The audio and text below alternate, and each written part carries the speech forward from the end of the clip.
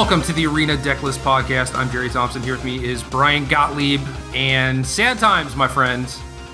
What is there to be sad about? It's time to talk about Magic. The best part of our week, every week, is this hour and however many minutes you and I spend together in my eyes. I don't disagree with you.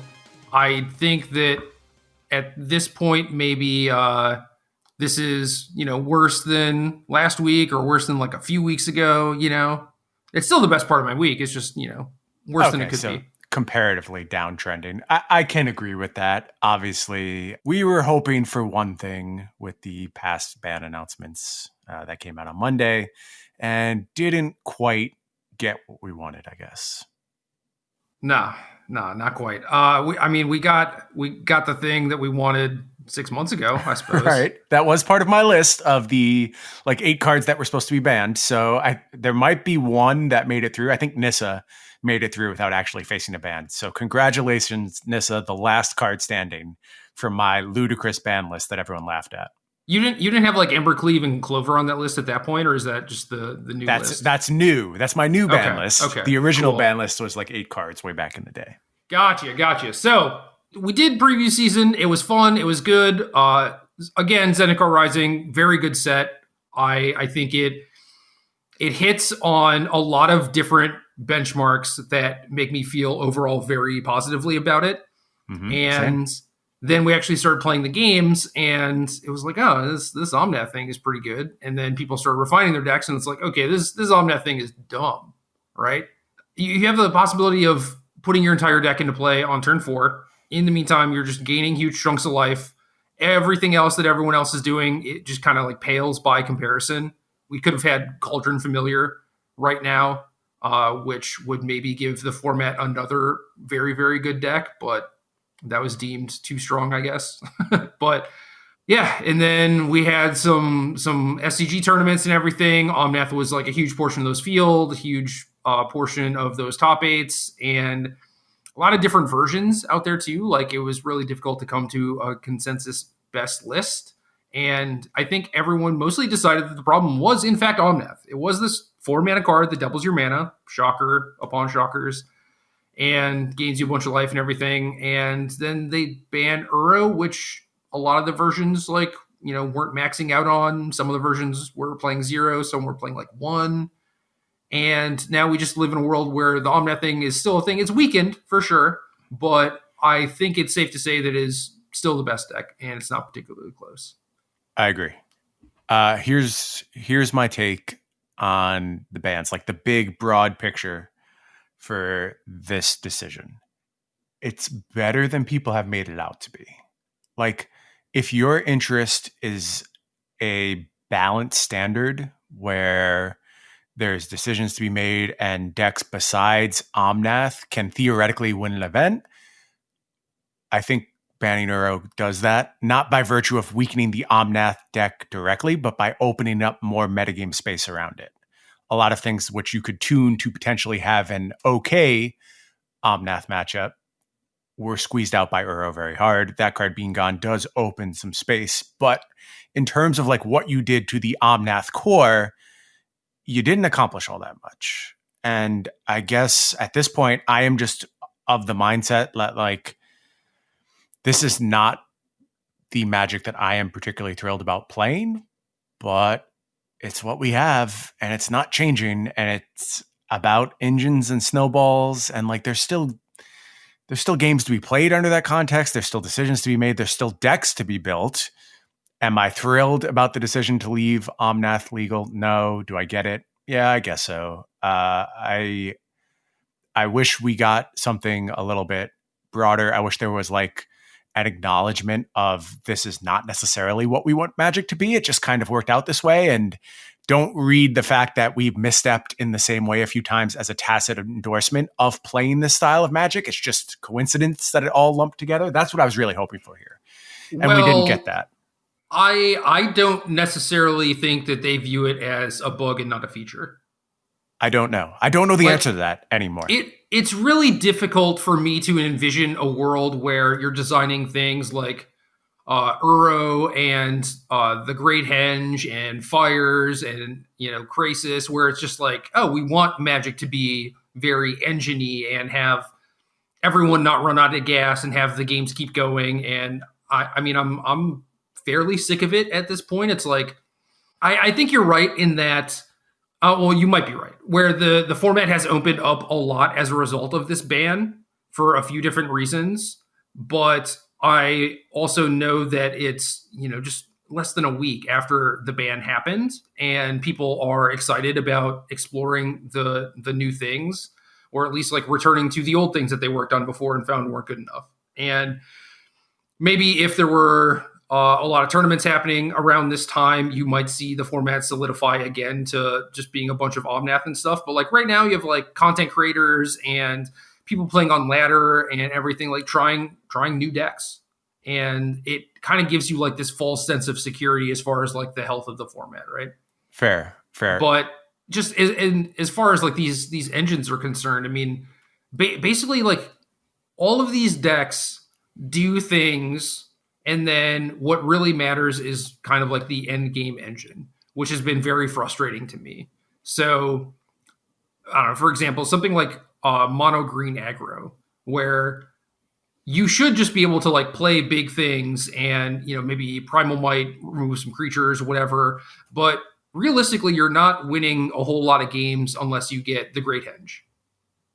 And for something like Gruul Adventures, like you can Embercleave people, and that's sort of your late game engine, is just like equipping Embercleave to things until your opponent just runs out of answers and dies. But a lot of the time, it's like, oh, you get Innkeeper or, again, the Great Henge going, and you just get to snowball your opponent. And I really don't like those games because it just makes everything that happened in the first 4 turns seem pretty meaningless. Completely agree. I have 2 responses that I want to make to your points. Hopefully I'll remember my second one by the time I get to the end of my first one. I think your point that they don't view it as a bug to have all these engines around, I don't think that has to be true. I think there is a point in time, maybe a year ago, where this was an experiment. Like they did believe in the power of having engines and keeping options full and never running out of cards. Like maybe a push to shape a standard environment that looked a little bit more like a commander environment. I think there's no question that was a goal and they were experimenting with that. Now, does that mean that they believe that's the best thing going forward? I don't think failing to ban Omnath necessarily rings true as an endorsement of this style of Magic. I think it might be a bunch of other factors coming together, not only like the recent printing of Omnath, but just trying to see if there's a way to mitigate this and not believing that we've done all the exploration that we could possibly do. Is that correct? No, I don't think so. I think Omnath will be among, if not the best thing to be doing in the format for the entirety of its life. But I don't want to lose sight of the lag time that's built into all these decisions. So even if they believe that like this engine style of Magic was net positive and a feature, not a bug, as you said, they don't necessarily still have to have that belief. And maybe it sounds like I'm doing some like, I'm going through the stages of grief right now where I'm doing some bargaining and I'm like, well, maybe they'll come back around on it. I just don't know. I don't have any idea. I am still hopeful that this mode of engine-based Magic play is not the entirety of our future. But with all the pieces present, it's another year at least. You just can't get away from it at this point. Yeah, I will say that if this set is any indication, I feel like there is a big move away from it, right? Like M21 too, I would point the same thing. Yeah. That makes sense. Like if Magic gets to a point where instead of doing engine-y things, you, for example, like top off at Ugin, right? Like that's cool. I'm fine with that. That is good. Or kill people with Shark Typhoon or whatever. But for Zendikar, there's Omnath, and Omnath largely plays into a lot of the stuff that existed previously, Escape to the Wilds, Genesis Ultimatum, et cetera, et cetera. Yes. I don't know, man. Like Cobra Omnath, like even Nahiri's lithoforming or whatever, it's like that's pretty engine-y. But aside from the landfall stuff, the set is mostly devoid of those sorts of things. And I do think it's a noble goal for them to move towards less games being decided by flood or screw and stuff like that. And the DFCs help a lot with that. Yeah. And the DFCs are very much in the Ugin vein of things, where it's like Amiria's Call, Agadeem's Awakening, Shatter Skull Smashing, where they just kind of like wipe the board, or what they do, this big thing. They're single big done. effects as opposed to like looping big effects. Correct. And that bodes well to me. The problem is, like you said, there's lag from last year. It's going to be a while before those things disappear. And I think that the set is just an indicator of like, okay, maybe this is a more fair, more wholesome, like good way to do it. And I'm on board with that. Yeah.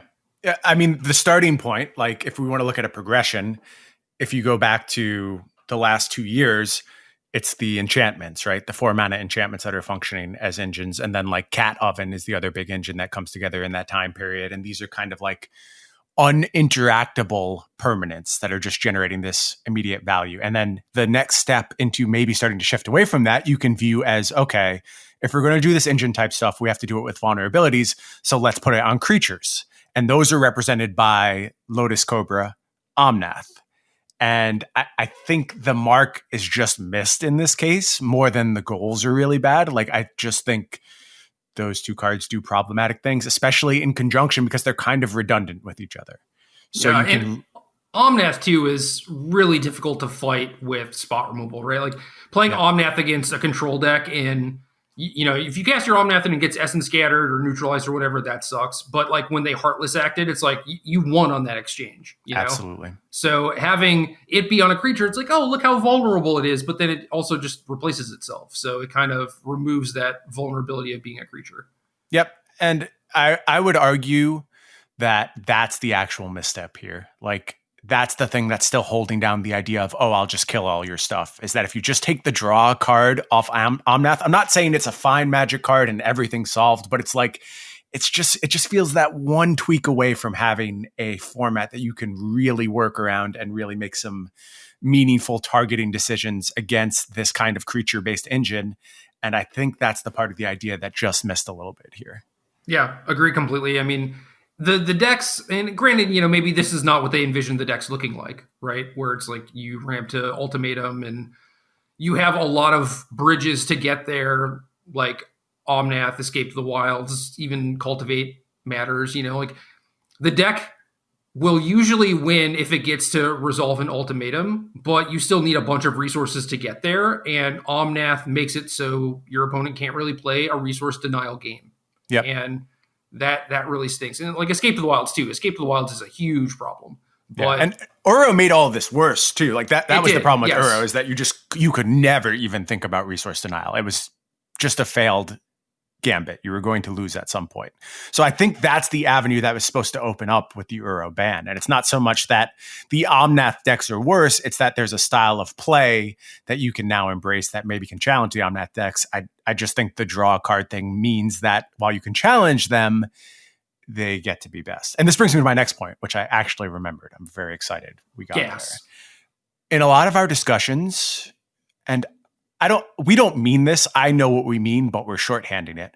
We keep talking about Omnath decks as if there is an Omnath deck. Like there's one thing about Omnath. And I don't think that's the case at all. I think there's a bunch of different ways to build these Omnath decks. And that's what complicates this problem, is that while I believe you can target some modes of the quote unquote Omnath deck, there's going to always be a shift for them available. They can do so many different things. You can do the Felidar Retreat setup. You can do Ruin Crab setups. You can do just the straight hard Cultivate route. You could lean really hard into Genesis Ultimatum, or you could not play Genesis Ultimatum. And all of these adjustments are going to matter based on the metagame. And that's the thing that really solidifies the position for me that Omnath is always going to be there. We are not going to be rid of it during its time in Standard, and that's the reason why I think the ban is disappointing. It's not that this is just so far and away the best deck. It's that it will always be part of the conversation, and it's always going to be this snowbally style of play that I'm just over at this point. Yeah, we're on like the third tier of ramp cards at this point. Like Spiral and Nissa have rotated. Uro's gotten banned. For a while, Cultivate really didn't see a whole lot of play because there were better options. And now it's just like, all right, yeah, whatever. We'll just we'll play the second and third stringers and still get this done, Yeah. right?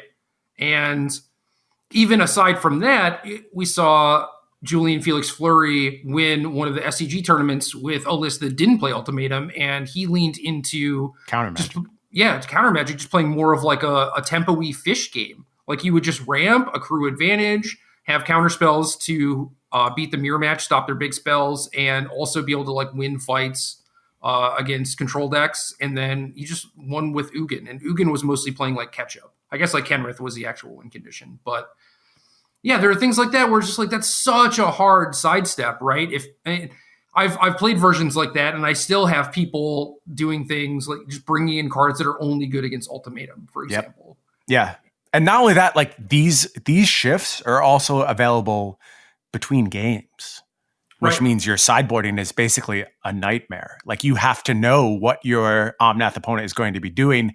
In open deck list arenas, it's blunted a little bit, but like for ladder play, people keep asking me, we're going to get into this. Our entire point of this show is not actually to talk about Omnath the entire time. It's to talk about other stuff we've been doing. And we've Just actually give us 20 minutes. Give us 20 minutes to set the stage. Let us ramble for a while.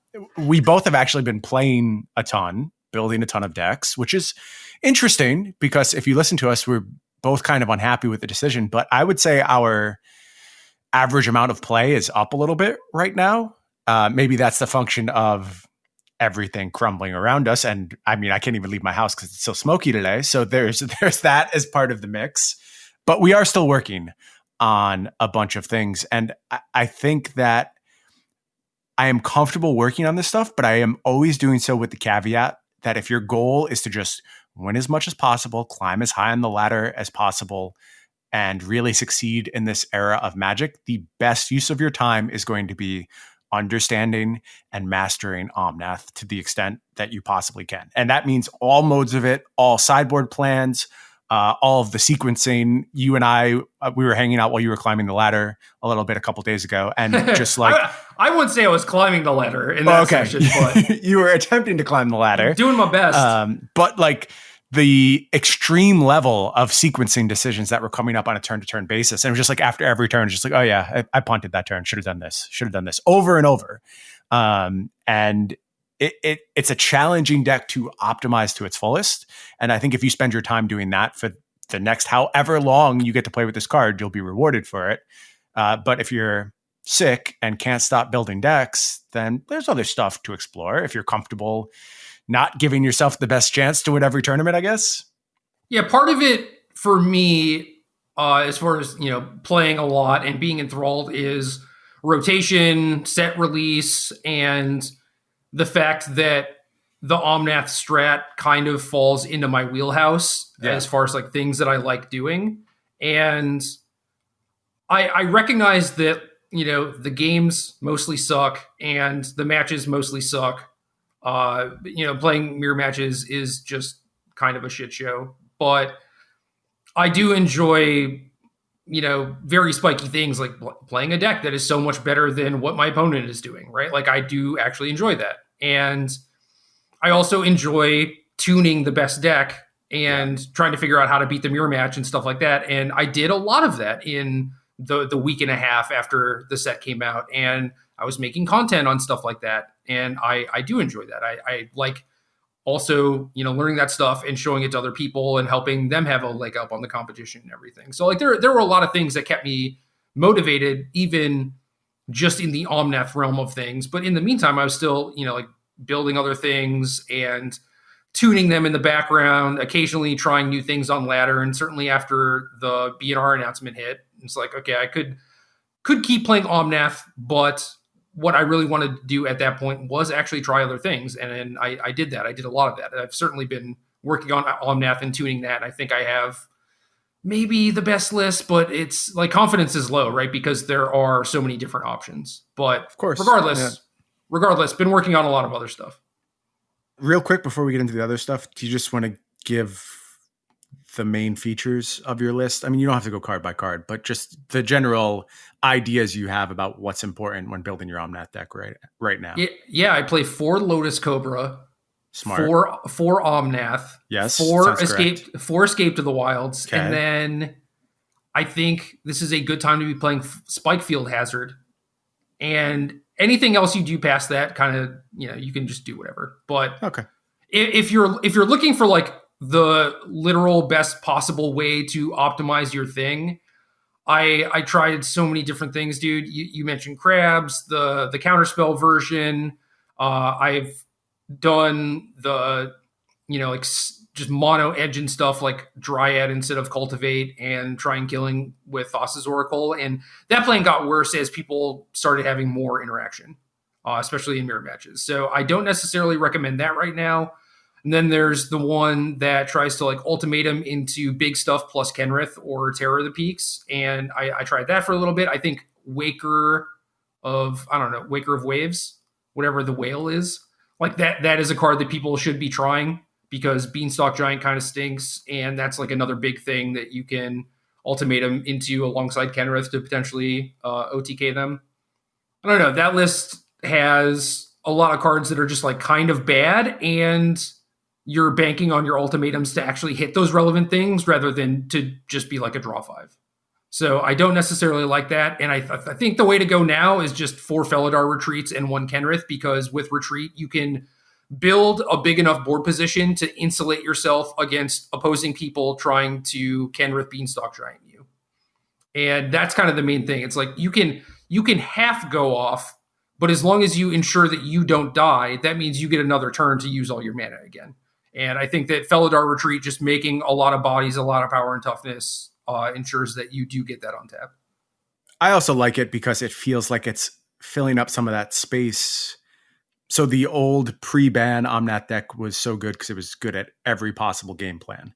And losing Uro weakened some of your ability to play against resource denial and your ability to win long games. I think that faded a little bit when you lost Uro. I feel like Felidar Retreat can occupy some of that same space. And particularly as they develop very fair decks that are attempting to play against you, things like Blue-Black Control or Zorius Control, anything that's really just like content playing a long game against against Omnath. I really like having access to Felidar Retreat in those matchups as well. Yeah, it's like a sideboard card in your main deck, basically, because a lot of people would sideboard that or Maze Mind Tome or Shark Typhoon, where it's this hard to deal with threat for control matchups. And then this means that I have a lot of cards in my sideboard. Like I can go the Bone Crusher Giant, Elder Gargaroth plan against any sort of aggressive deck, which has been really good for me. You still have a bunch of counter spells for mirror matches and control decks, and then I even get Maze Mind Tome to help me grind. So being able to put a sideboard card in your main deck is also it's really effective, right? Because it just means that you have a lot of slots to do the things that you need to do, and this deck does shift gears a lot in post-board games. Also, more basics, please, everyone. It depends. It depends. I have seen such bad numbers on basics in so many lists where I'm just like casting my second Cultivate, and I'm like, well, this card doesn't do anything anymore. It depends on your list. If you're not playing so many Cultivates, then it doesn't matter, right? Like, of course. Our original list didn't have Cultivate because we were trying to combo with Dryad and stuff. So we had 35 lands instead. And that meant that we could play 6 basics total and not run out from Fable Passage. But yeah, if you're playing like Evolving Wilds and Cultivate, which you need reasons to have both of those cards in your deck. Like I'm trying to play more of a fair game and be good against resource denial and stuff like that. So like Cultivate is very good there, and also continues to give you land drops for Felidar Retreat, or if you're doing the crab thing. So yeah, I agree with your sentiment that you should have enough basics for your version, but it's not like every version should play 12 basics or whatever. Like that's just no good point. But I've just seen too many versions that are playing a larger number of cultivates or a bunch of beanstalks or like evolving wilds and don't have anywhere near enough basics because you run out pretty early in the game.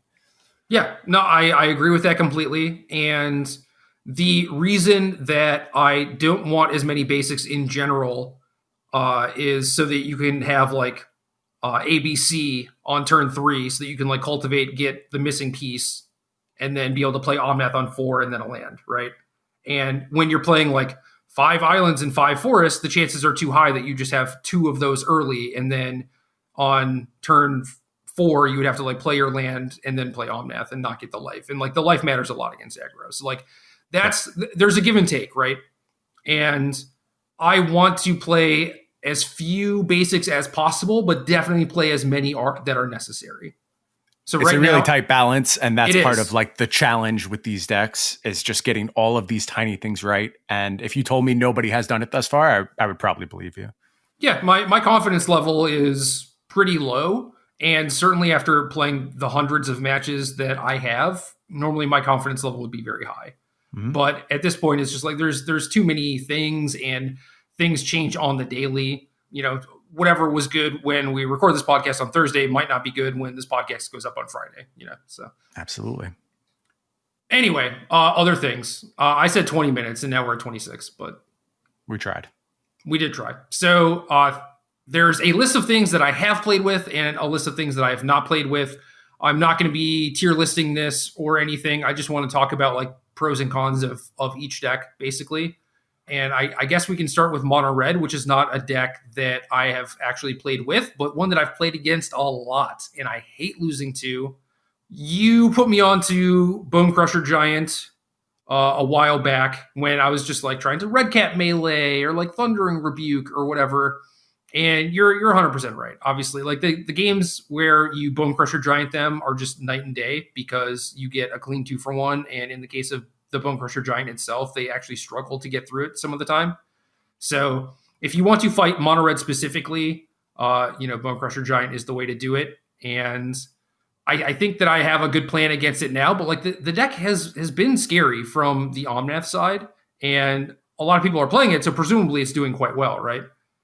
I think so. Yeah. It's nowhere near a free win. Like we kind of assumed because we had all this life gain, they would never really be able to challenge us. But the burst damage Mono Red is capable of creating is a big deal. Lists look all over the place right now. I've seen so many different builds of Mono Red, but they all have some feature that's just like do a load of damage out of nowhere. Often Embercleave, Torbrand's another one that's just capable of producing a lot of damage. But your point to Bone Crusher Giant being the card is very, very true because they will have their Bone Crusher Giants. And I can't tell you, in a format full of very frustrating things sometimes, one of the most frustrating things is trying to play against a deck with a bunch of adventures when you don't have adventures. Yep. Because it just feels like they have so many cards. Like I've been playing a lot of blue-black over the last few days. And playing against Bone Crusher Giant, like Bone Crusher Giant shouldn't be a meaningful card against you. There's no real good targets. It's just a 4/3. It really shouldn't be that impressive. But the raw number of cards it feels like they have in those situations, and like they find a way to just squeak that little bit of value out of the 2 damage, or they just 2 you and then play a 4/3, which is like acceptable. And I'm running out of resources before my Mono Red opponents are in a lot of instances. And it just speaks to the power of Bone Crusher Giant and what a good Magic card it is.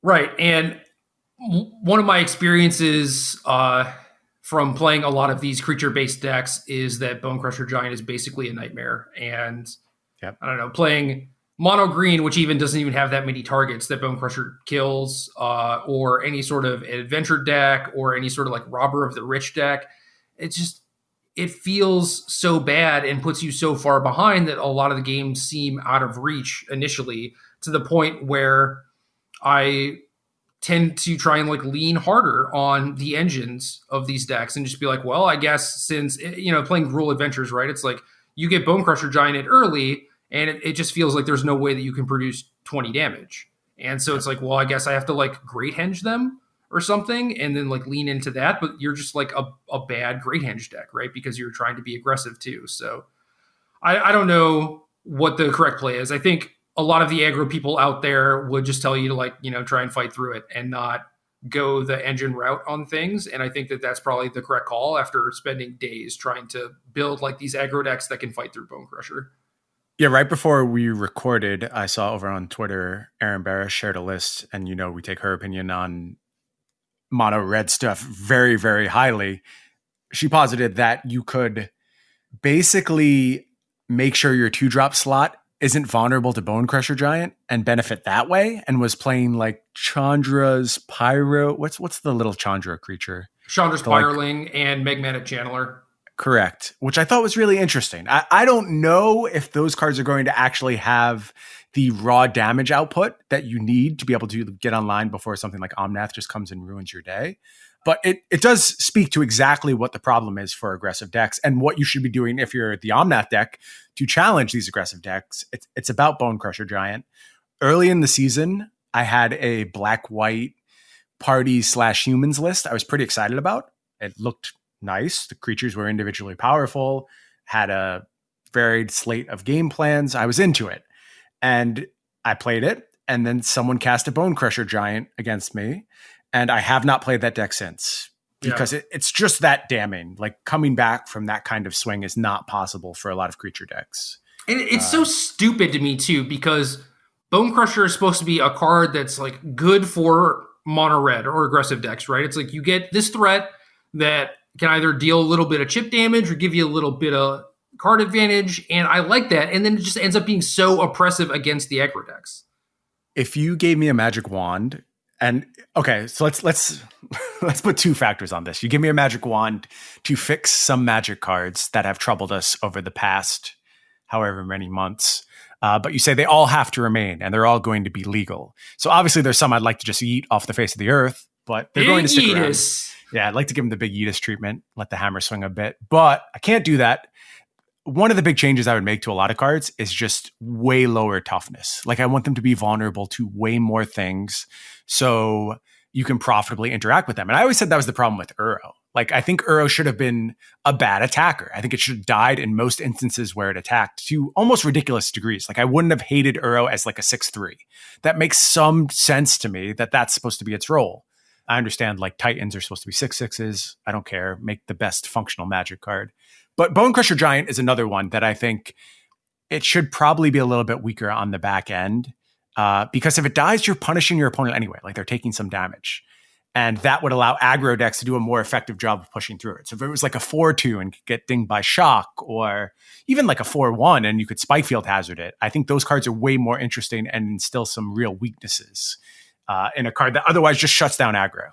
I had this thought a couple days ago, actually, and it was like, would it actually be better as a 4/2 because then you're not incentivized to just like run it out because it then dies to their Bone Crusher. It would trick you into playing properly? I think it would trick you into playing improperly. Okay. Because like so like you pass on turn 2 and they pass on turn 2 in like mono red mirror, right? I think Bone Crushering face and then casting it is a completely reasonable play because they can't Bone Crusher you back. And right. I think like giving Bone Crusher less toughness would have those weird play patterns where it's just like, I guess we just can't play things, you know?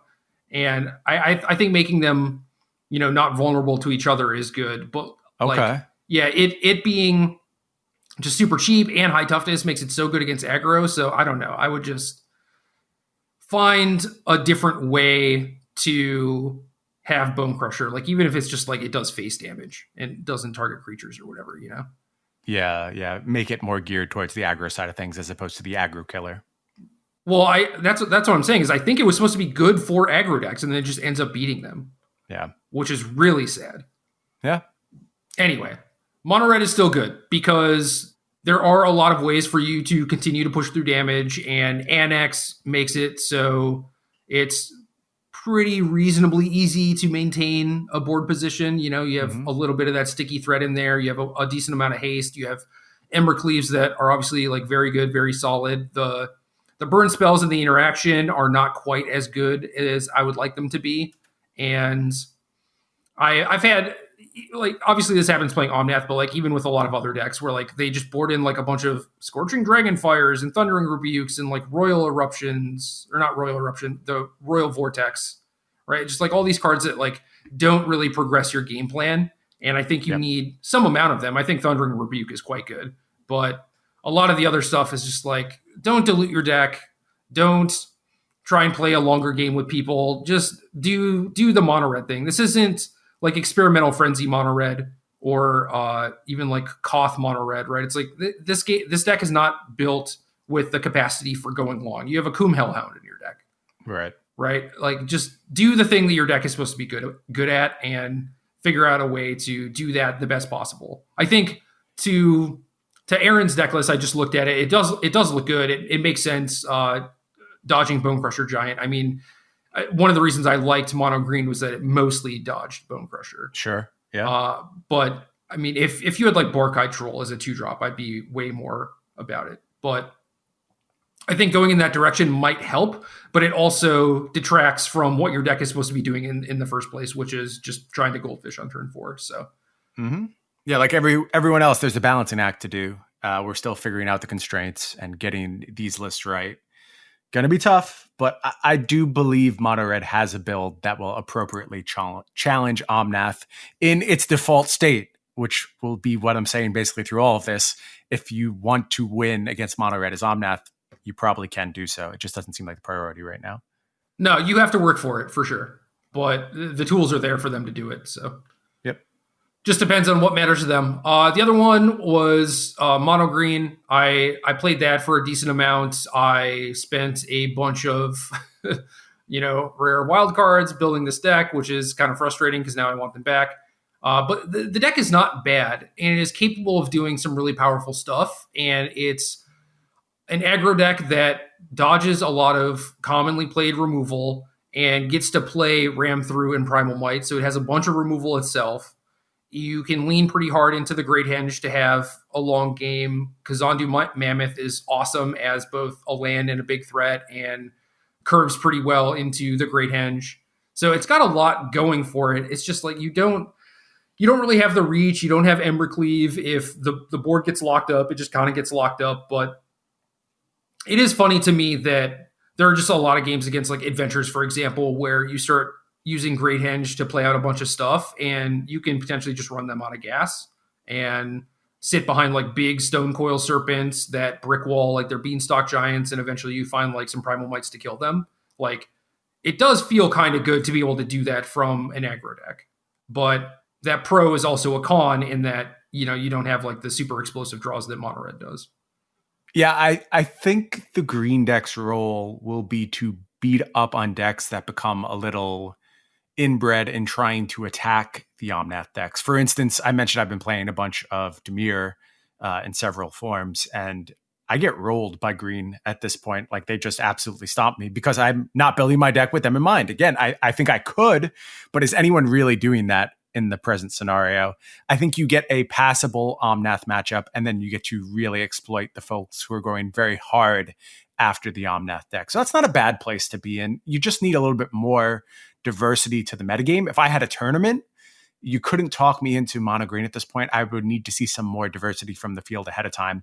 It's going to be real interesting to see what numbers look like on Omnath when we head to this grand finals, which I think is a split format tournament, right? It's half historic, half standard. Yeah, and it's only 32 players too. So yeah, so we're going to get some weird information out of that one. But that's really the next big look we have at this standard format. No SCG tournaments right now. They're figuring out what's going on for season 3. Channel Fireball hasn't started their new tournament series quite yet. So we're really hurting for information right now, actually. Dude, we have the Magic.gg deck dumps. Yeah. Someone asked when we were going to do the Magic.gg deck dump show. Answer, we're probably not, because there's a lot of 4 Windscarred Crags, 2 Temple of Triumph deck lists in there.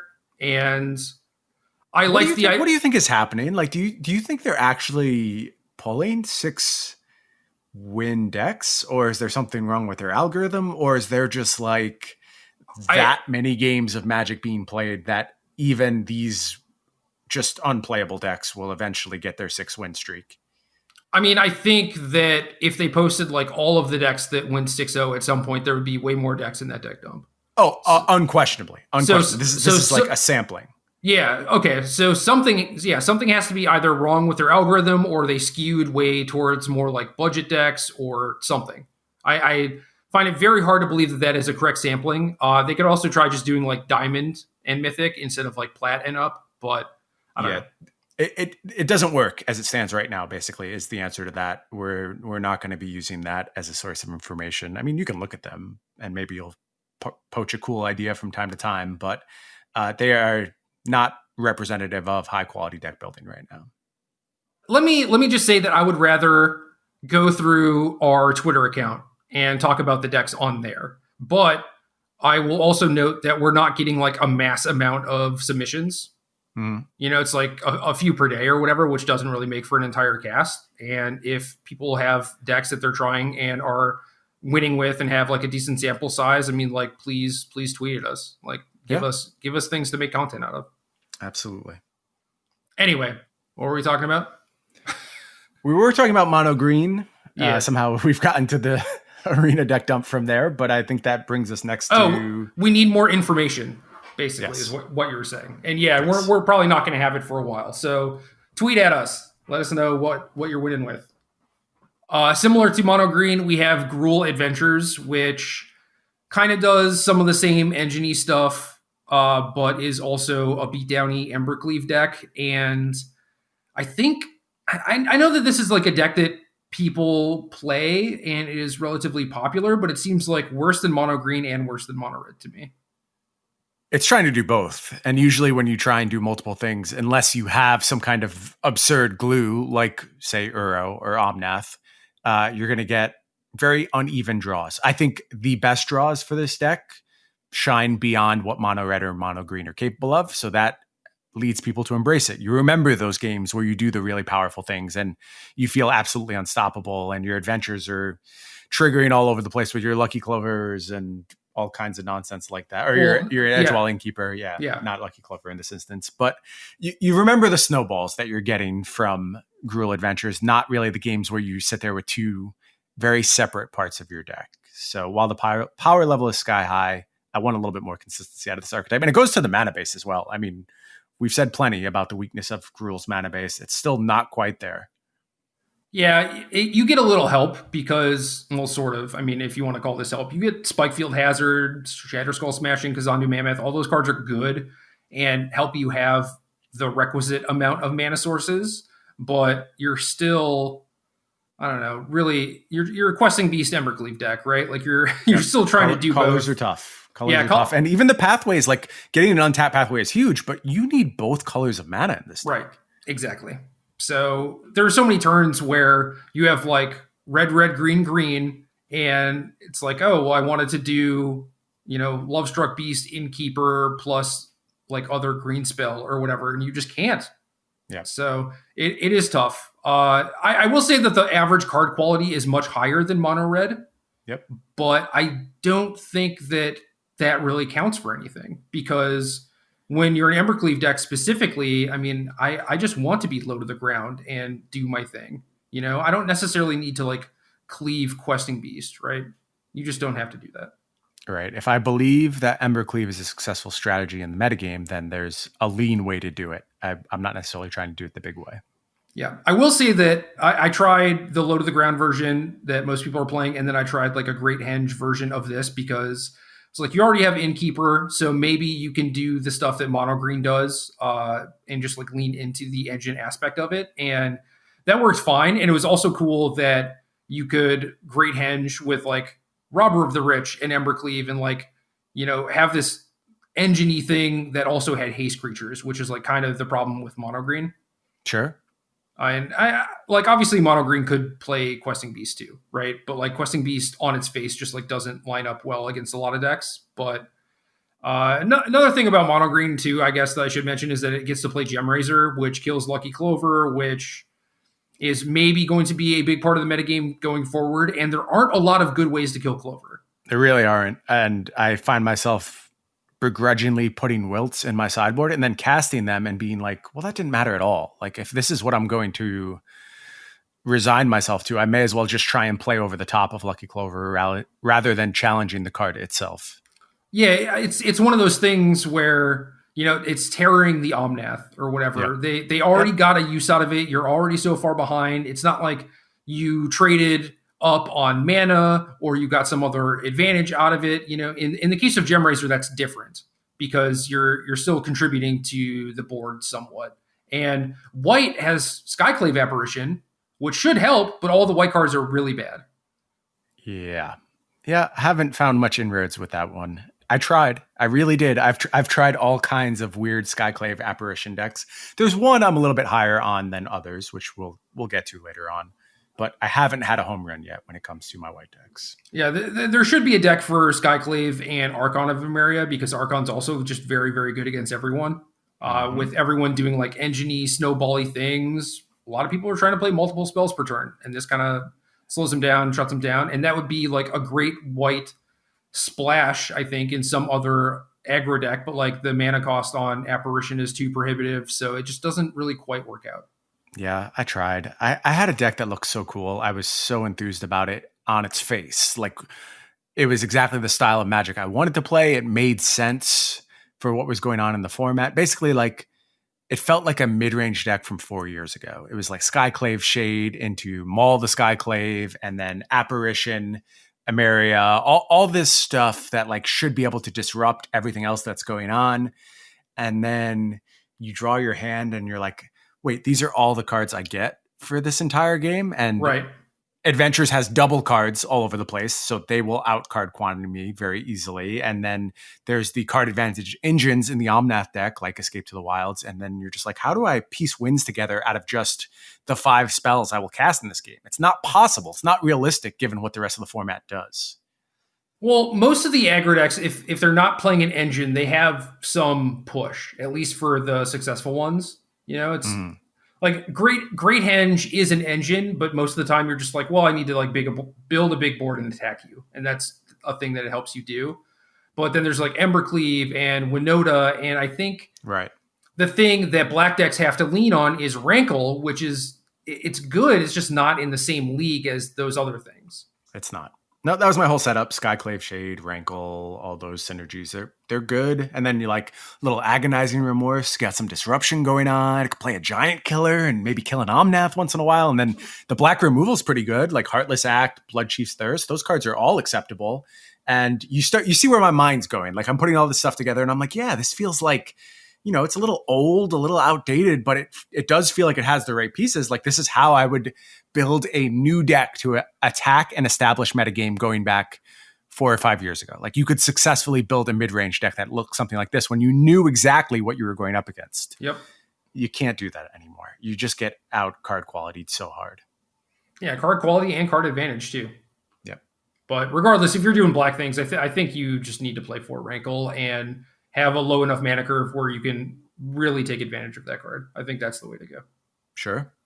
But still not good enough. Anyway, 4-color adventures. This showed up in one of the Japanese Red Bull Untapped qualifiers, I believe is the first place. And then first place I saw it was Emma Handy. She was the first person to share this list. And I think that was the genesis of it showing up in the Japanese qualifiers. I don't know that for sure. It could be parallel development, but I think I remember her tweeting about it prior to it showing up in any tournament. And it's funny you say that because I actually don't think she's gotten the credit she deserves for this deck, if that is in fact where it first showed up, because this has kind of exploded as the new Omnath deck, I think. Yeah, I never saw her tweet, so I blame Twitter. Twitter's fault. I didn't know that, but regardless, Michael Bonda won a Magic Online PTQ with it, and then that's when I started seeing it all over the place on Arena. But yeah, this deck is weird. Like, it kind of does similar things to the normal Omnath decks, where you ramp super hard with Clover and Beanstalk. Now, I guess Escape to the Wilds too. I mean, that's a big part of it. Now you have Omnath to do like Omnath into Escape to the Wilds sort of things, and then you just Fae of Wishes to pick up the pieces. And this deck does a pretty good job of disrupting the actual Omnath decks and then going over the top of them, especially since they don't really run out of gas and Omnath can't really answer their Clovers or anything. This looked for a while to be like the de facto like best Omnath deck, especially since it just didn't play Uro. And I think people have moved away from it since then. I don't really know why. And my experience with this deck is that it's very good, but since it doesn't really have a sideboard, I couldn't really see a reason to play it in best of 3 instead of best of 1.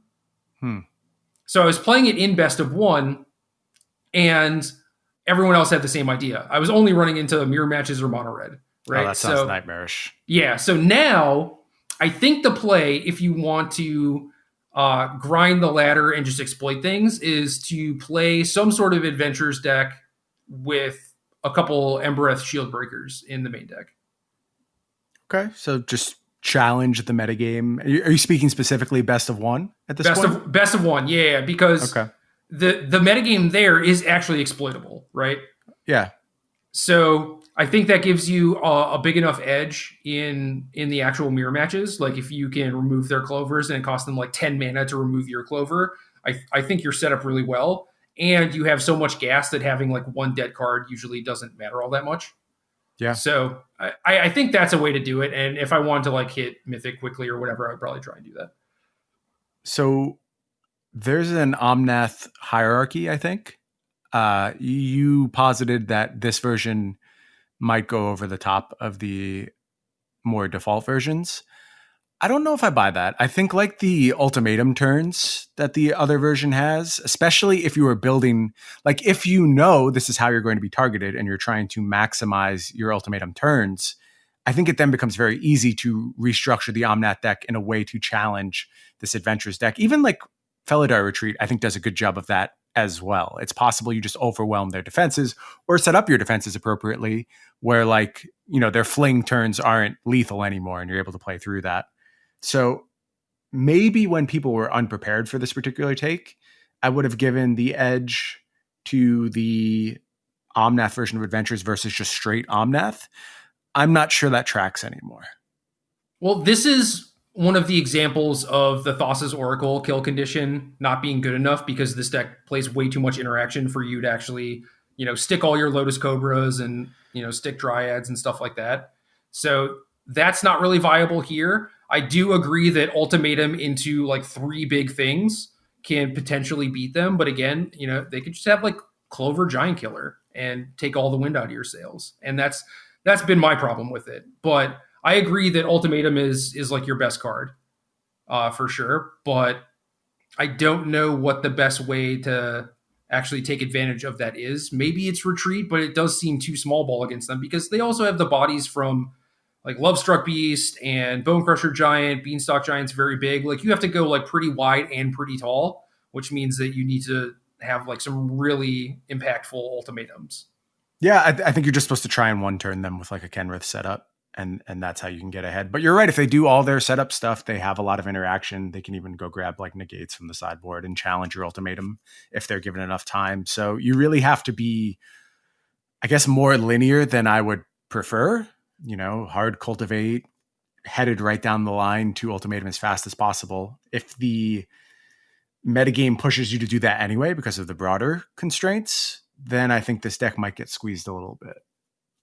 And one thing I'm also interested in with these adventure decks is just trying to trim a little bit of the fat in the sideboard and make it so you have actual sideboard cards because right now they just have Mystical Dispute and that's about it. And there are a lot of wish targets that go unused and I think are not really necessary that you could use to bolster mono red or Omnath or Clover mirror matches and stuff like that. So if you can try and do that, I think that would help too. Yeah, it feels in a lot of ways like those are holdovers from the old just Dimir Adventures list before they had Omnath, where they really, you had to be able to play around everything. Like you just intended to play the longest game possible. Now that you've added the explosiveness of Omnath to the deck, I'm not sure it's quite as necessary to be so thorough in your sideboard preparation. Yeah. And I guess like Dimir Adventures, we can lump in together with this and also talk about it. I think there's a possibility that you could do what I was talking about in Best of One with Dimir and just have like better mana, maybe play a couple great henges at the top end. So you have ways to break up their Clover and have more engines. And then you could like maybe really dominate the Adventures mirror match. But Omnath and Giant Killer overall are just like very big adds to the deck. I mean, if you've ever Omnath, Fable Passage, Escape to the Wilds, like you know what's up, right? Yep. We've all done it at this point. But if there's a metagame where Giant Killer is not good, which is kind of the case in Best of One, at least from what I've seen, then I think it makes sense to also like go back to Dimir and try that. Mm-hmm. And then we get to the mill portion of the show, which is where you get to talk, Brian. I played a little bit with a few different versions, but you went way harder on this deck than I did. Yeah, I don't know why I did this to myself. For whatever reason, Ruin Crab caught my eye, and a lot of it was based around the Ruin Crab Omnath decks that started popping up and doing well last week. And I played with them a bit, pretty underwhelmed. I just didn't think it was the best way to do Omnath stuff. If you are playing a tournament that's like 75% Omnath, I understood exactly why you wanted to do it. It just seemed like there were better ways to implement these plans. And I started looking at them and came up with like weird combo-y stuff, again, based around Nahiri's Lithoforming, which is a card I just can't get away from. It's good. Which, it's powerful. Yeah, it was very explosive, some turn 4 wins and some of the inconsistency you would expect from such an archetype. So I moved on to just a little bit more crab focused build and then building hard around Song of Creation. Again, some really impressive stuff. And I actually think this deck is quite good and it could benefit from some people investing some time in it because there's a lot of different things you can do with it. Essentially, the setup is just a good number of adventure creatures, Ruin Crabs, Song of Creation, Teferi's Tutelage, and Into the Story. And you just get to draw a very large portion of your deck and your opponent often dies and you don't interact with them all that much. You're pretty linear and just going in one direction, but you do have things like, say, Brazen Borrower, or if you want Bone Crusher Giant, Merfolk Secret Keeper to block. Not the most impressive group of blockers you could ever put together, but you killed really quickly. So if the metagame focused more on mid-range stuff, I really like that setup. And then the deck I'm presently working on, it's just basically Dimir Control, except instead of trying to find a way to win the game, I just play 4 Ruin Crabs, 4 Teferi's Tutelage. And then the thing about that is that's a big package to win the game. Like, you know me, when I'm building control decks, I want very compact packages and I want to focus on my key cards. But when you play those 8 cards in conjunction with each other, number one, your clock gets really good. You start winning a bunch of games on turn 9, turn 10, which is meaningful for a control deck. That's way earlier than they typically are ready to move to the end game phase. But more importantly, you unlock some really good cards. Drown in the Loch, in particular, should be an all-star and maybe still will be. It's seen playing a few places now. But when you can do that reliably in your Dimir Control deck, it's just one of the best cards you can possibly have access to. And then Into the Story is the other big get, where I really wanted a source of hard card advantage for my Dimir Control decks anyway, and maybe was close to just like starting to play some Into the Stories and letting them go long. But when you turbocharge them, it gets real good. And then when you're able to use it as a combo kill with your Teferi's Tutelage, there's all kinds of payoffs you get. You can't rely on just that. As I've spent more time with the archetype, I've moved really hard into Maze Mind Tome as well. So it's just basically bunch of removal spells, bunch of counter spells. You have your mill stuff, and then Maze Mind Tome Into the Story to draw cards, and some flexibility in your mana base with modal double face cards. And I've been quite pleased with the deck. Like I said, some weaknesses, stuff like mono green, I'm just not set up to beat right now. But in terms of playing against Omnath, been very satisfied there, stealing my games against mono red. And then in the control mirrors, I just think you're extremely well positioned because you're using a very cheap win condition that costs you no setup whatsoever, whereas they need to stick something like, whatever they're trying to win with, Ashiok, or in some cases, Nighthawk Scavenger, whatever it is, it's a more robust commitment to the battlefield than something like Ruin Crab. Right. And my experience basically tracks with yours. I tried a bunch of different versions. There was like a Luris version where they were trying to kill with Maddening Cacophony and Thieves Guild Enforcer, but Teferi's Tutelage is just so powerful, especially alongside Into the Story, that I don't really see a world where you could play without it. Now, if you wanted to play a lot of that smaller stuff too and just function like a burn deck, you can just play some Luris as main deck. That's fine. Mm-hmm. But I like the idea of not necessarily doing the compact win condition thing, because I spent some time on Dimir Control even as recently as last night, and trying to kill people with like a 5/5 shark through 40 life, and when they have a bunch of like top decks that just like win the game outright and It's stuff bad. like that. It's not great. It's why I was doing Thassa's Oracle as the win condition in Omnath instead of trying to like beanstalk people. It's just like the games are messy because there's a lot of different win conditions, like a lot of power and toughness just on the battlefield a lot of the time. And it can be really difficult to win through a lot of those situations with just like a 5/5 flyer. You basically have to like keep them at 0, and that's difficult. And the mill decks are just like, well, I'll disrupt you a little bit, stop you from doing your busted stuff, but like kind of ignore what you're doing and sort of, burn you out. with crab and tutelage. And I think that game plan is just so much better right now.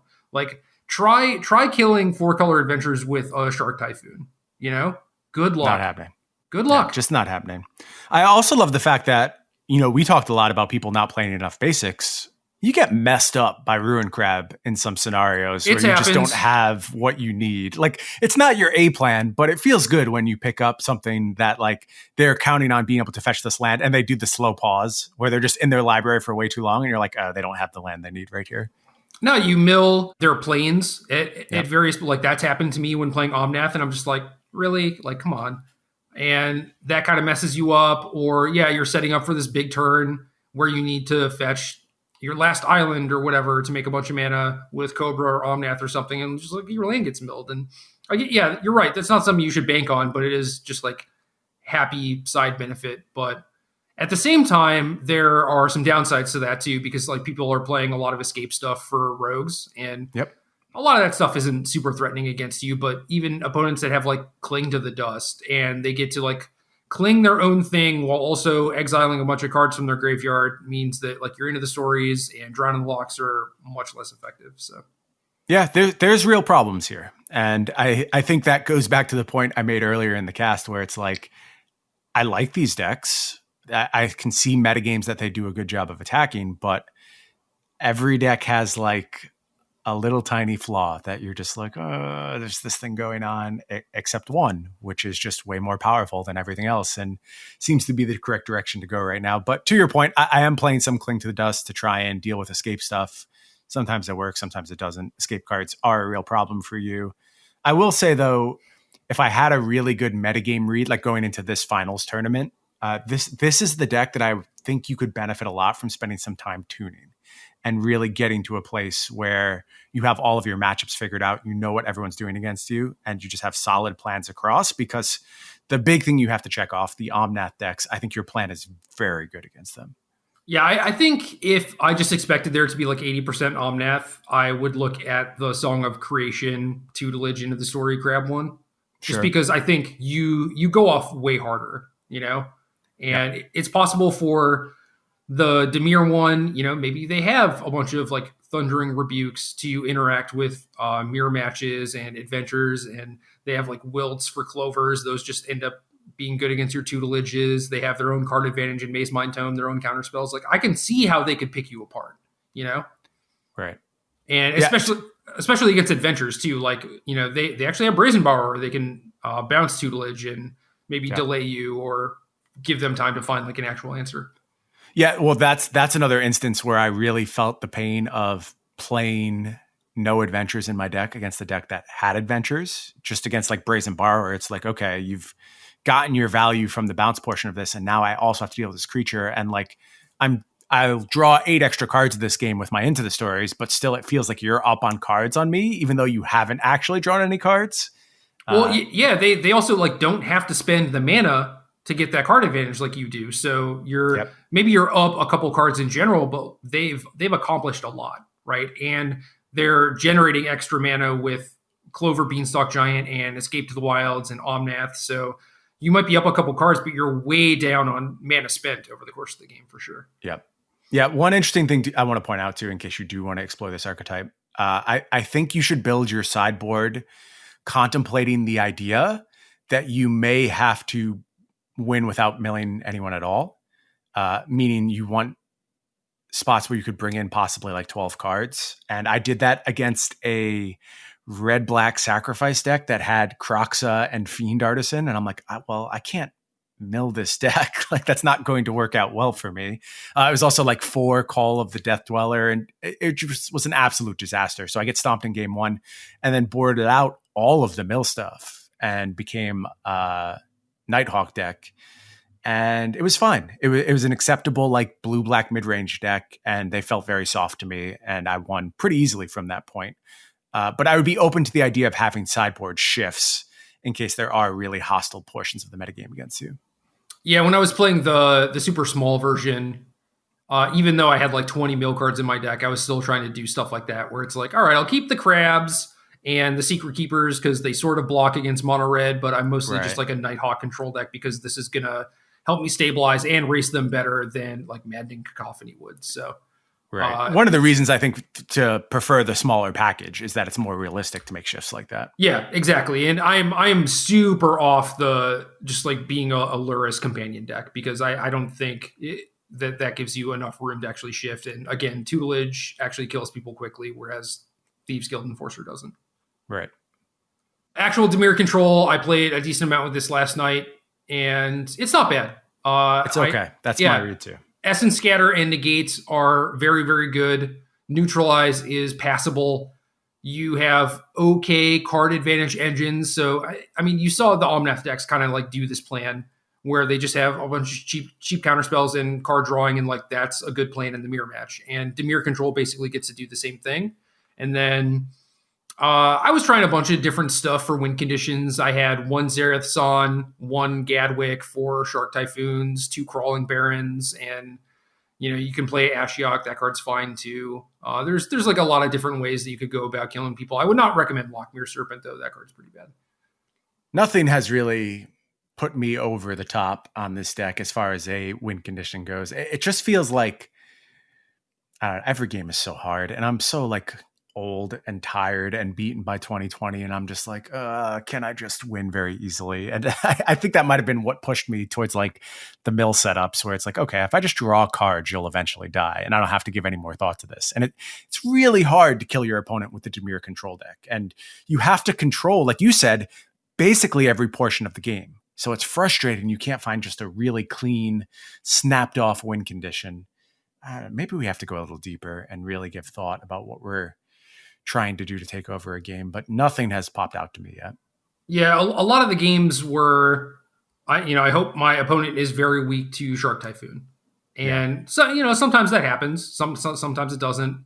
There's a match I played against an Omnath deck where they had main deck retreat, and that was kind of tough because they just like went Cobra into retreat, and I was on the draw with Essence Scatter or whatever, and I was like, okay.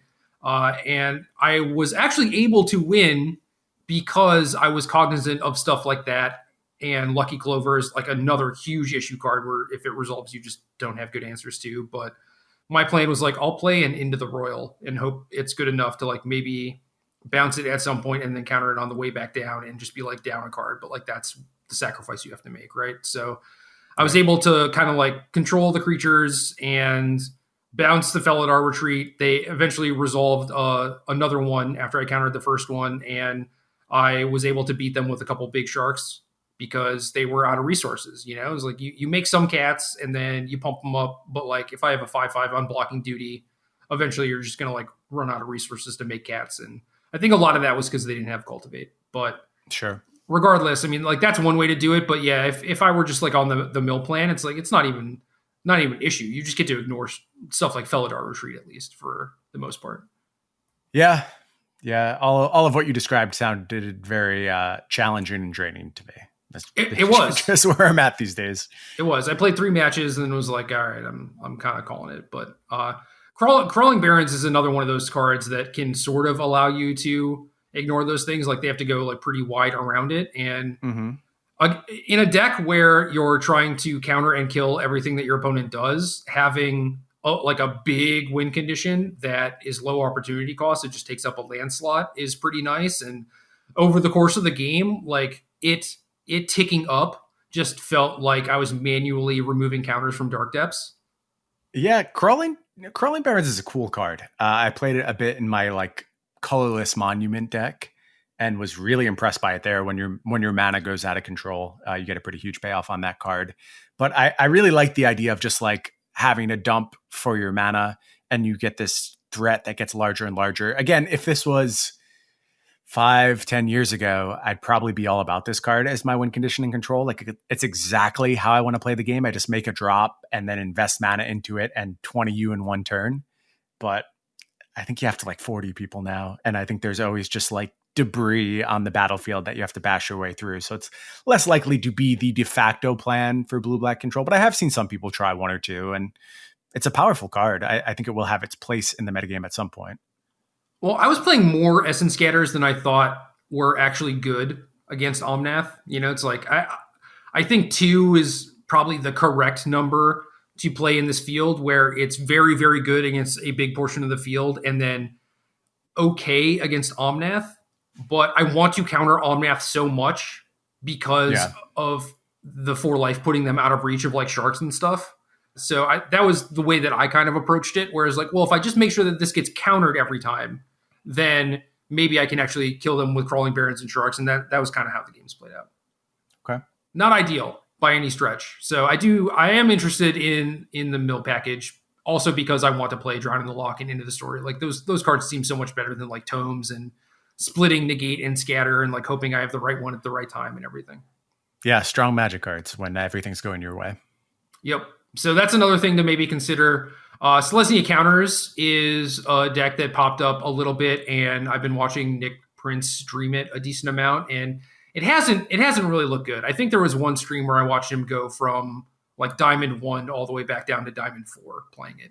And like it has nut draws, and you have these board positions that you can create that are unwinnable for Omnath, which is good. You just, with the Conclave 2-drop that adds an extra counter for every counter thing, and like Basri's Lieutenant, you just make a bunch of 6/6s, right? And if they don't have a really good ultimatum, they're just gonna get chunked to death, basically. And that played out that way sometimes. And then Archon of Emiri out of the sideboard for Nick certainly helped a lot. But like you don't really have like that push. You have Primal Might, but like your things don't trample. You have Skyclave Maul, but that's like 1 hit for 8.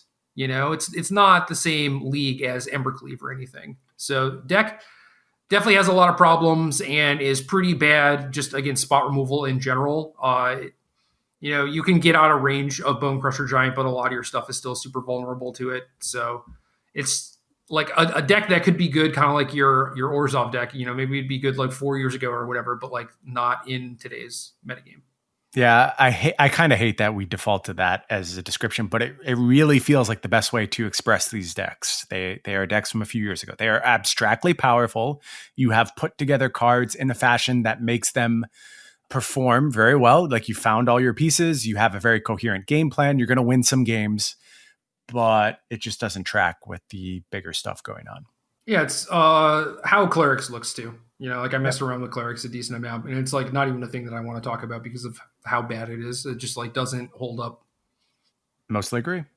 Other thing that I've tried is Rogues, and a lot of people were super high to try this deck after Uro got banned, and it's like, okay, fine. You're kind of missing the point. Like you could beat Uro. Uro being gone doesn't mean that this deck is good. I think that this deck is good because you have flyers and you have a clock plus disruption, and you lack the push that I talked about the other aggro decks having. You can play Rankle and Zareth Son to kind of have that, but it's not the same. Mostly you're just like, I want to assemble like 5 power of flyers and just counter and kill your stuff. And I think that that's a reasonable game plan. That's completely fine. Yeah. So one of the things about Rogues is abstractly, I like it. And I've played with it a bit and had some success. It doesn't feel tier 1 to me. And a lot of it is that I don't feel like I'm ever getting paid on my large investments, like the 4s and 5s, Zareth San and Rankle. They just don't fit with what I'm trying to do and why this deck could potentially be good. So what I'm more interested in is I've seen some rebuilds that are Loris decks now, and they're like super, super lean versions of the Rogue package. And that seems better to me.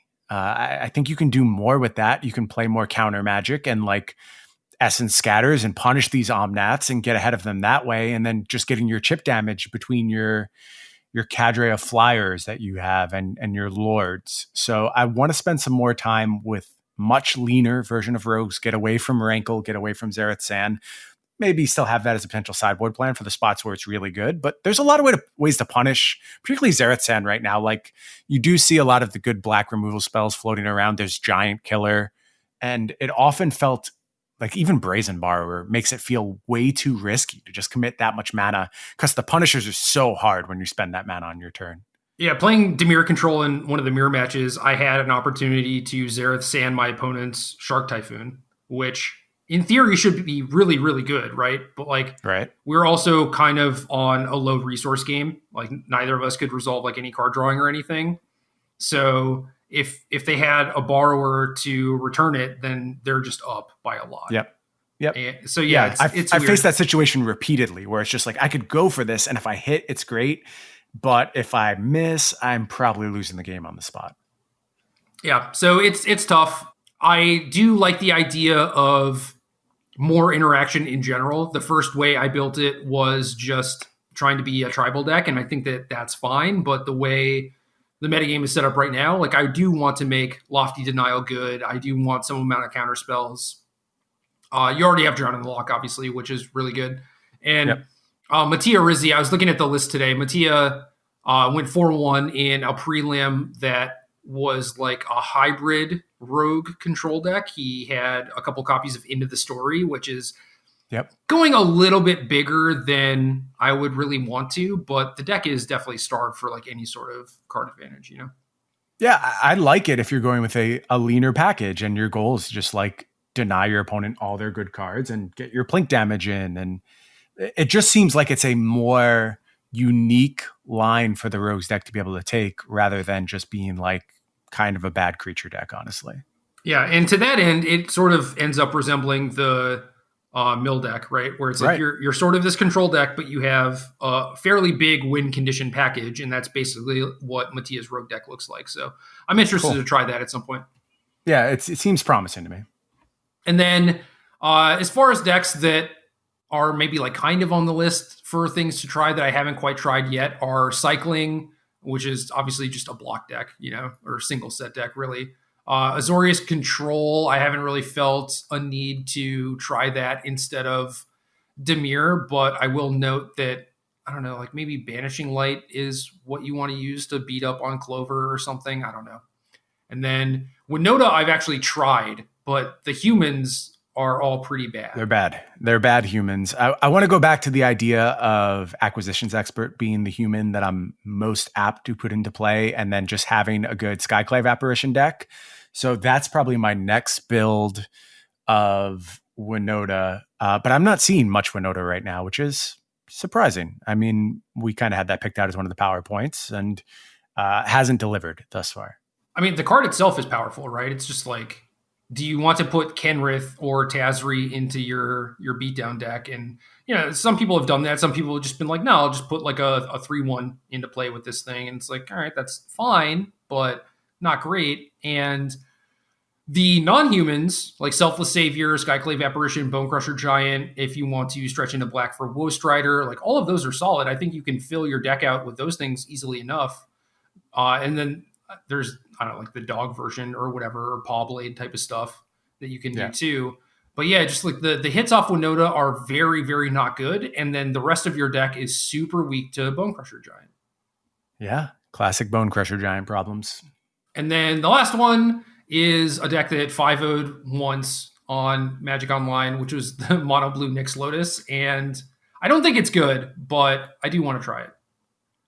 Along those lines, kind of a big engine deck that I want to see if it can outscale over the top of the Omnath stuff. I want to look at Doom Foretold again. I mean, maybe I'm just addicted to this stupid card. Dude, there's no way it outscales. That's my problem with it. That's why I just haven't even looked at it. What if you have Dance of the Manse? Yeah, maybe.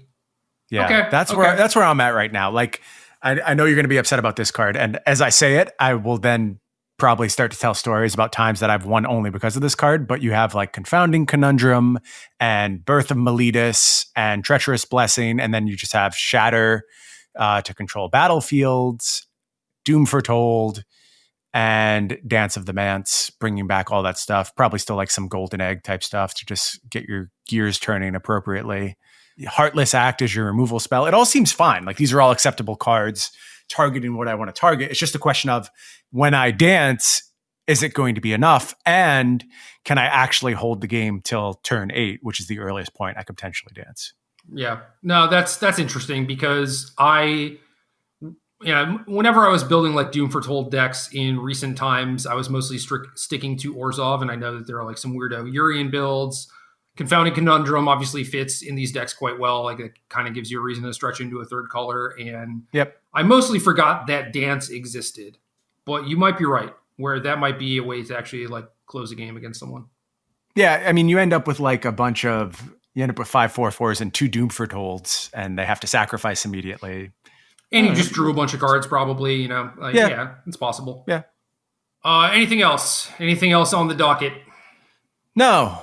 And, having this conversation honestly makes me feel okay about the format. I guess I just wanted to be over the moon, right? Like, that's really where all this is coming from, is like, this felt like the time and the change and the new era of Magic. And we're back in a lot of the same places we were previously, but having this conversation, it's like, okay, there's good options. Like, I believe in some of these decks. I think Omnath remains tier 1 throughout its existence, but I don't know that I can't tune some of this stuff to the point where it's not a punt to be playing something besides Omnath. It's just, I expect the next week Omnath to come back with a different build that actually hard punishes me. Yeah.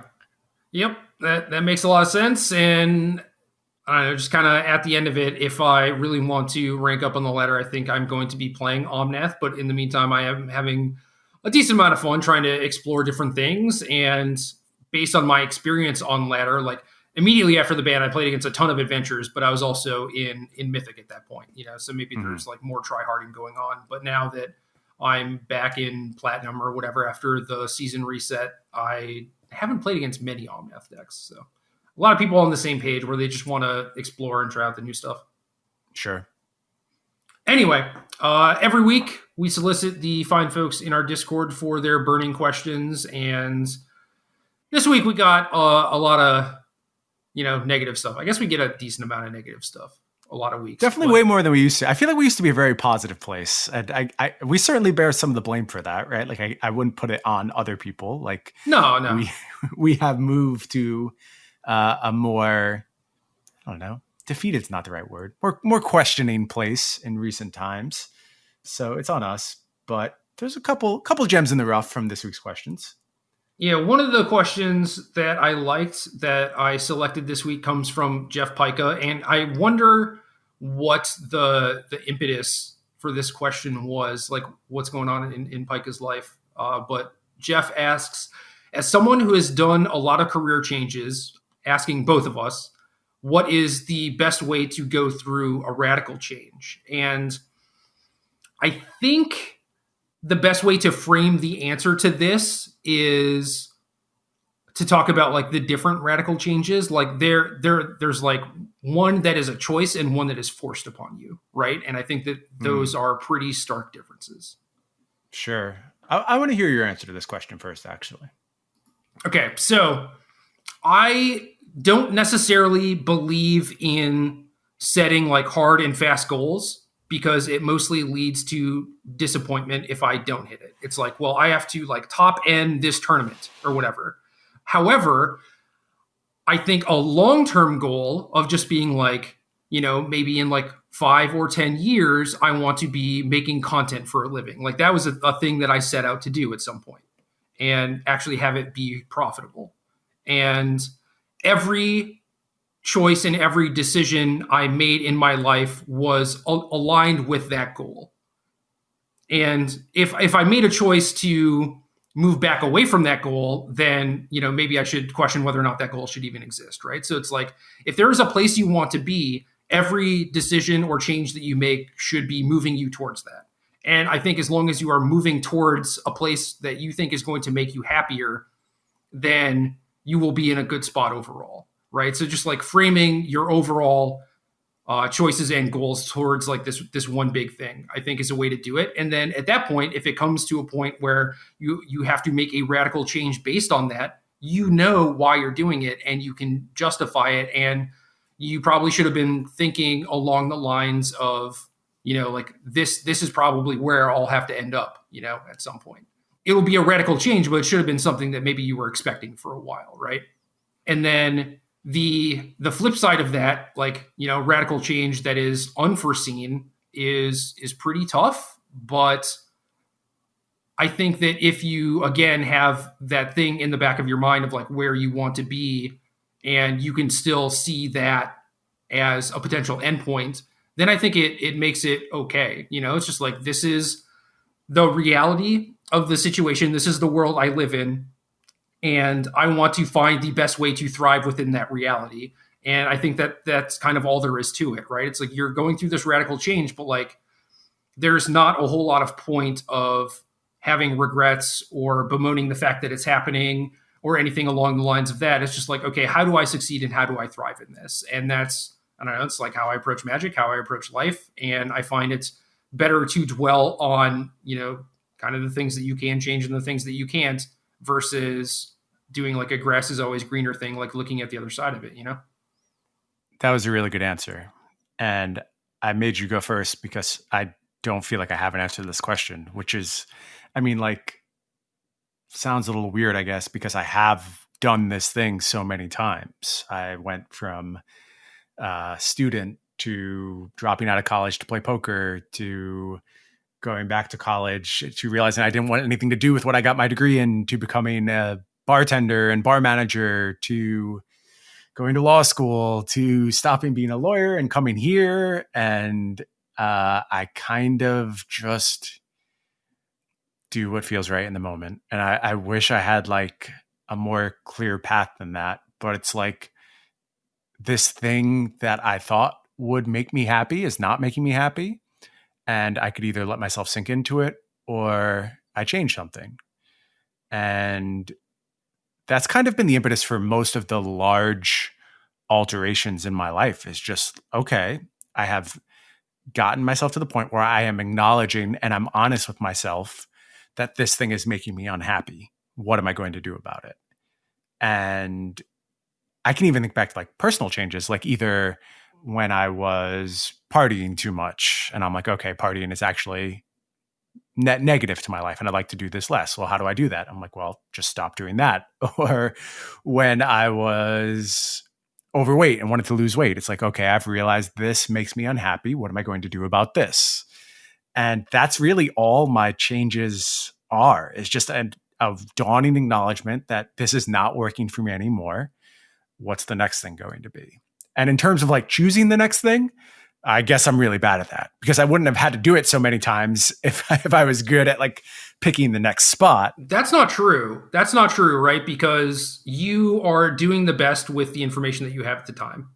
And you change over time, right? Like there. Yeah. That is a big part of it. Is I'm a different person in all of these moments, right? My goals and priorities are completely different. Right. There was a time when like, partying was your scene and you had fun and you did it. And, maybe you were doing it for the wrong reasons or whatever, but that was a thing that, helped you at that time. And maybe now looking back, you're just like, why the hell did I ever do that? But that's because you changed, you no longer needed that in your life.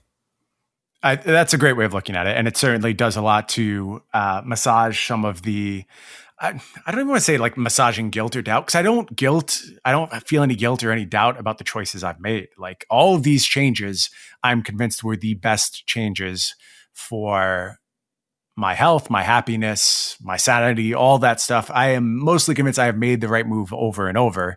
It just doesn't always bring me to where I think it's going to. And maybe that's the like actionable piece of advice I can give is stop trying to believe that your life is going to follow a perfect track, or that you're supposed to have done something by this point, or this is the stage in your life where this is the thing you're supposed to focus on. It's just like there's so much uncertainty and swirling nonsense around all of our existences that I think we all need to be way kinder to ourselves, to just be like, this is me in this moment. I don't necessarily have to have a huge goal that I'm trying to achieve, or I don't have to have,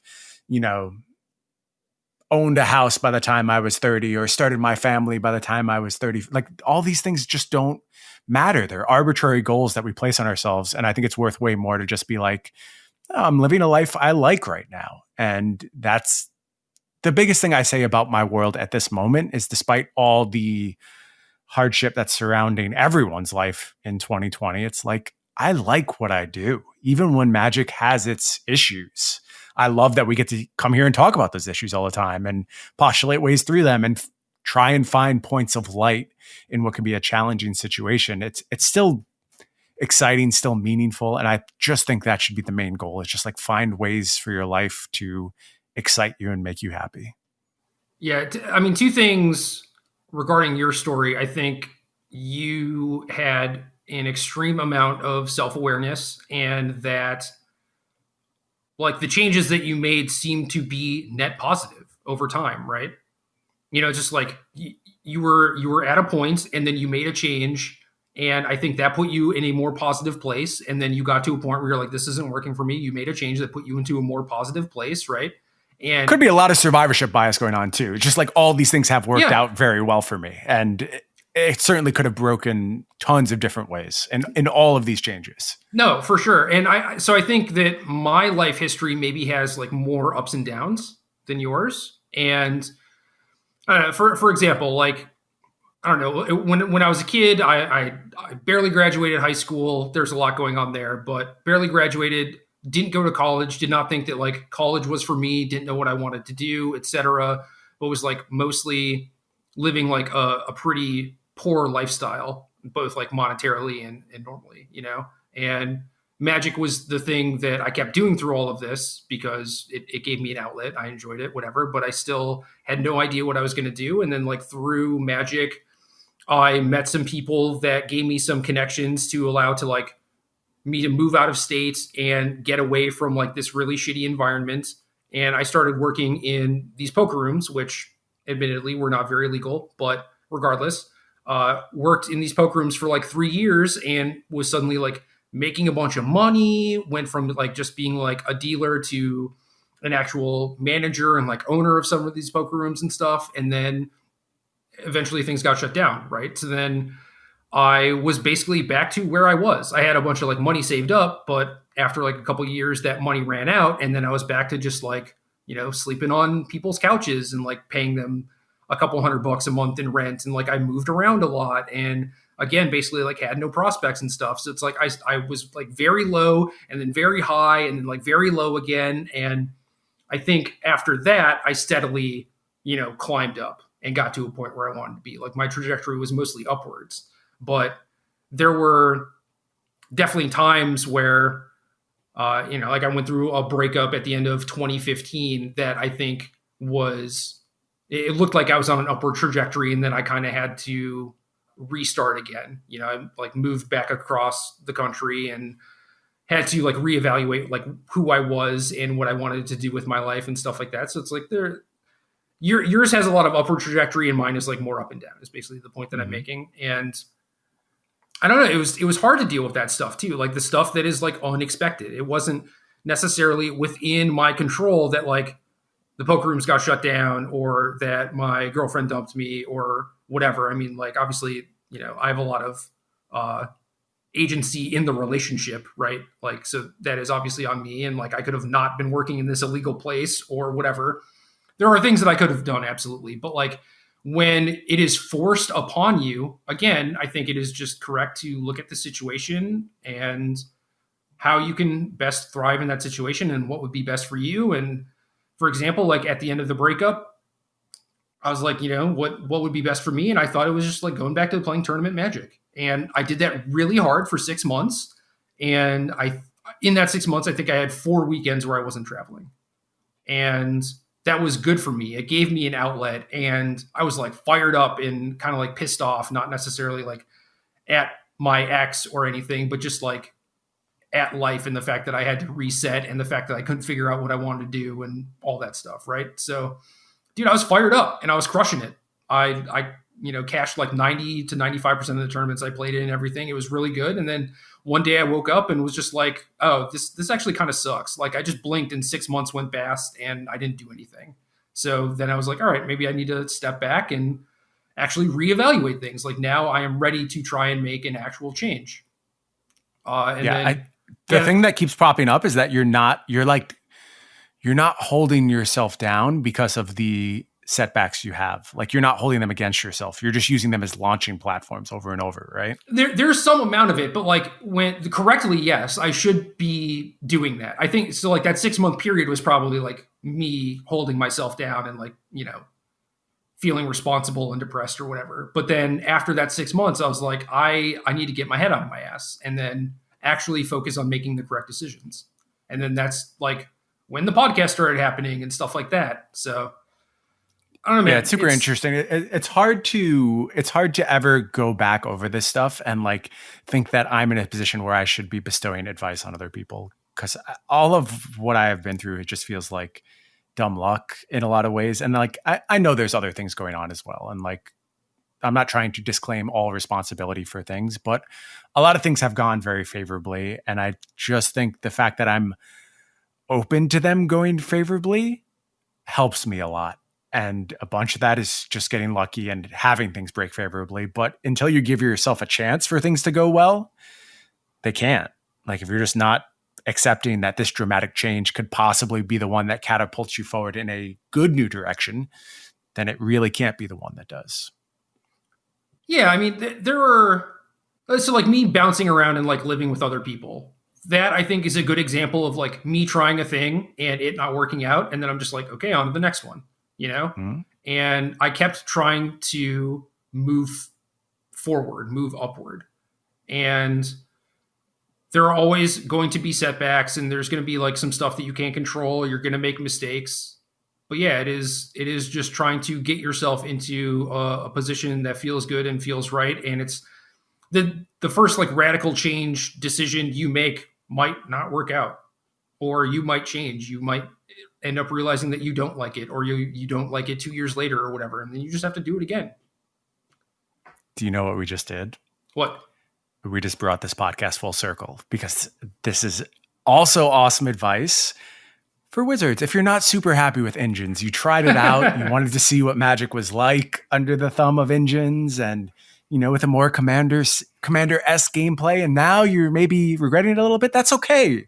We're not mad at you. We're still here, and we can just move forward with a new way of playing Magic.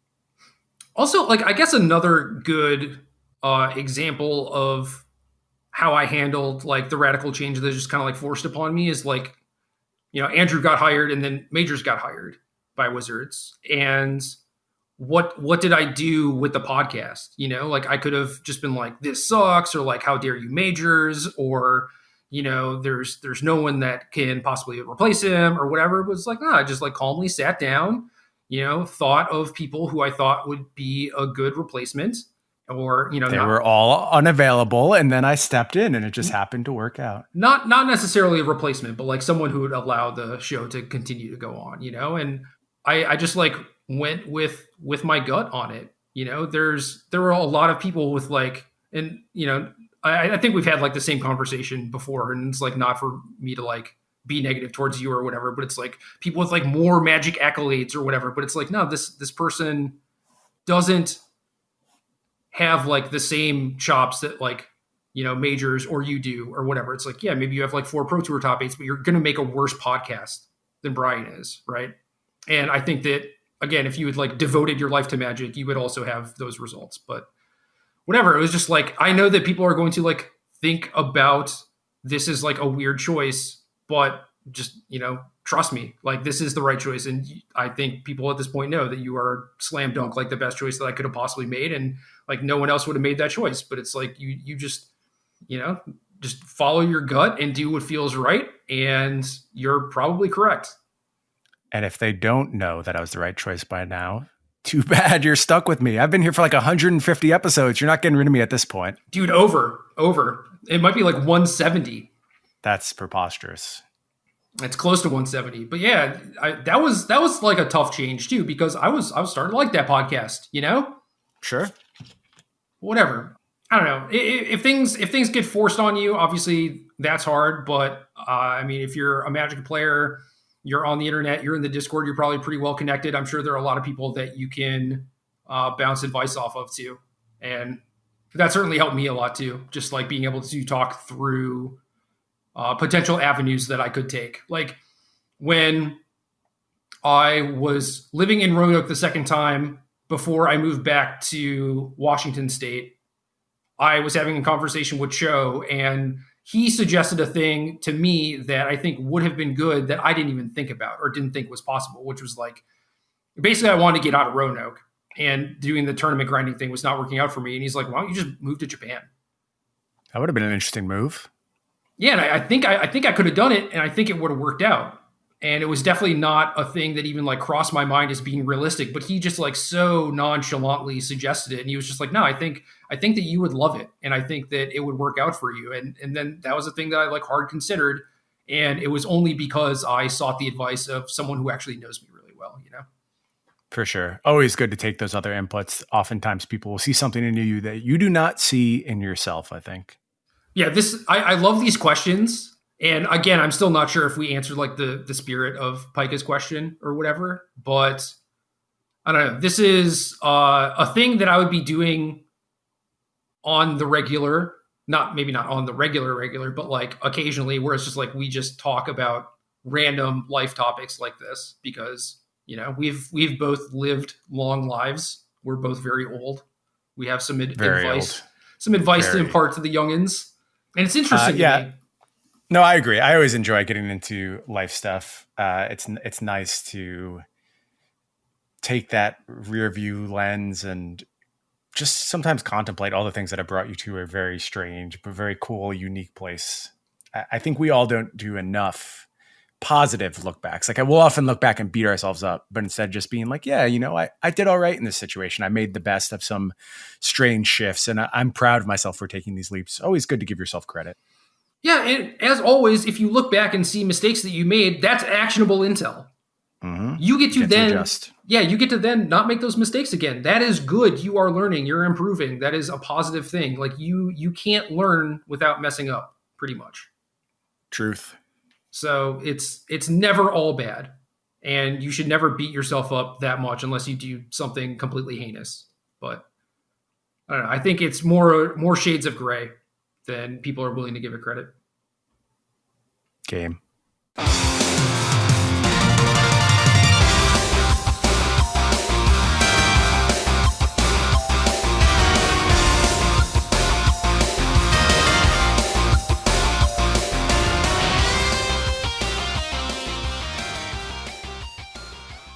Good luck.